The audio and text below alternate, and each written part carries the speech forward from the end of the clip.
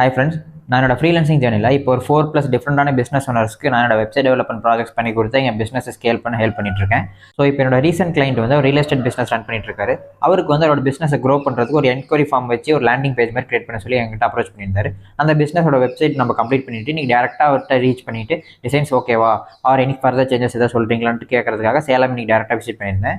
சேலம் ஃபைரோட்ஸில் இருக்க ஒரு காஃபி ஷாப்பில் தான் மீட் பண்ண சொல்லி நாங்கள் பிளான் பண்ணியிருந்தோம். சொன்ன மாதிரி கரெக்டாக நானும் 8:30 காஃபி ஷாப்புக்கு போயிட்டு நம்ம சார் கிளைண்ட்டும் 8:30 வந்துட்டார். போயிட்டு காஃபி ஷாப்பில் ஆளுக்கு ஒரு காஃபி சொல்லிட்டு டேரெக்டாக நம்ம ப்ராஜெக்ட் ரெக்யர்மெண்ட்ஸ் அண்ட் ப்ராஜெக்ட் டிசைன்ஸ்லாம் பற்றி நாங்கள் டிஸ்கஸ் பண்ண ஆரம்பிச்சிட்டோம்.